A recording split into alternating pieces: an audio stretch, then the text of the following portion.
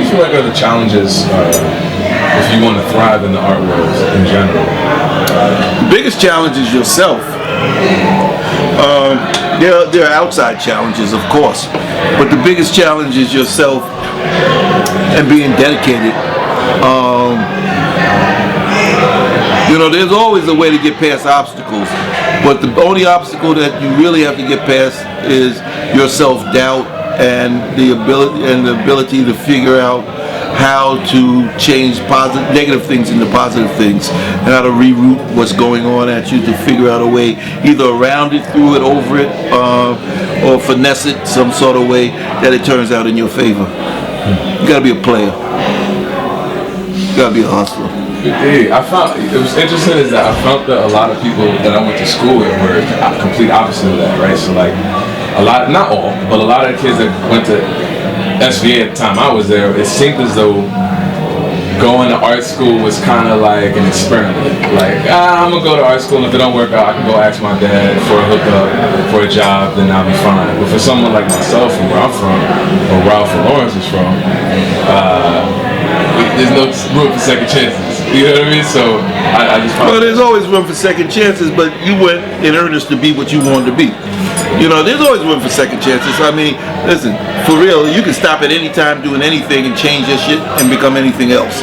Because it's all a matter of willpower, but if you're going to invest all that time and money going to art school, that's what you're going to try to do, and so you put a little more effort. I mean, if we're going to talk about, and if the conversation is leading to the challenges between black people in the arts and white people in the arts, then of course black people have a harder road to go, not just in the arts, but everything in this country. I mean, shit, you can't even walk down the street anymore without catching a cab or getting a beat down. So, especially in the employment sector, as soon as you walk in there, you got 3 or 4 strikes against you, and you got to be so much better than the white boy for them to hire you over the white boy that, you've been on guard your whole entire life waiting for that moment to like, either they gonna take me or they ain't. But my mother said to me the most powerful thing when I had a job, and she said, well, go ahead and quit your job, nobody will let you starve. And part of that is, taking back to when we were kids, is that you really have to depend and be dependable to just more than yourself.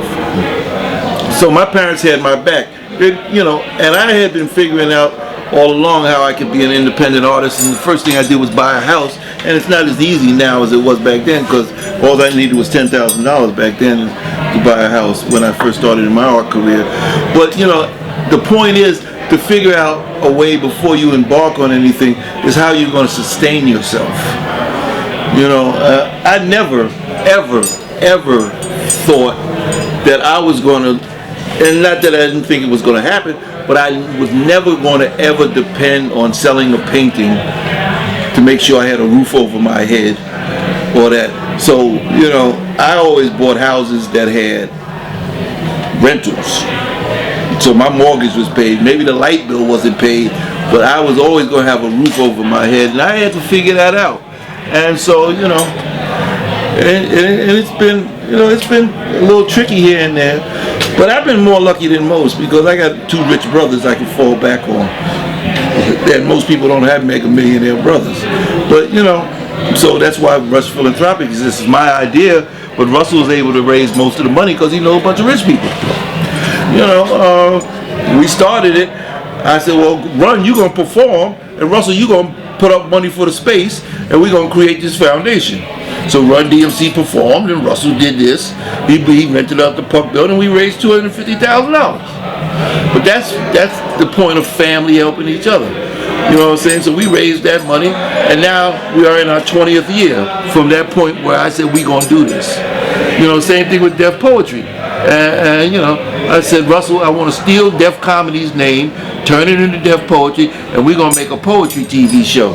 He said, get the fuck out of here. Poetry, nobody gives a fuck. Def Poetry took the nation by storm. We were able to support each other. So I had some support systems for my ideas that other people might not have. But the point is, there's always a way to get there. My way might have been a little easier because I had some rich brothers.